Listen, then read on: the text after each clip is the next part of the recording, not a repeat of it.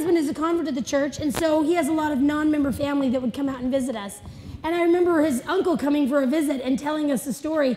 Hey, my husband's name is Glenn. Hey, Glenn, I saw, some fella that he'd gone to high school with or known from when he was a boy. And he said, where is Glenn these days? And he said, oh, yeah, he moved to Utah. He joined the Mormon church. No. Glenn? Glenn joined the Mormon church? Oh, no, those people aren't even Christians.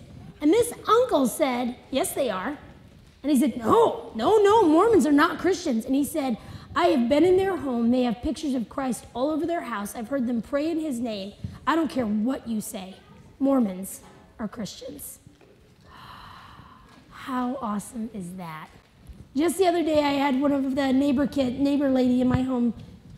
She walked in the door and she saw this big picture of the Virgin Mary holding baby Jesus. And she said, oh, is that the Virgin Mary? And I said, yes. And she said, oh, are you Catholic? And I said, no, I'm a member of the Church of Jesus Christ of Latter-day Saints, the Mormons. And she goes, but I thought that Mormons were not Christians.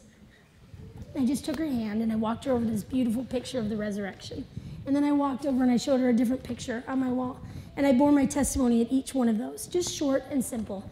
And then I turned to her and I said, will you do me a favor? I said, it's one of the most heart-wrenching things to love the Savior and to have someone think that you're not a Christian. I said, will you make sure that you never let anyone ever say that about my church again? She said, I didn't know, I promise. And I said, thank you, it means so much to me.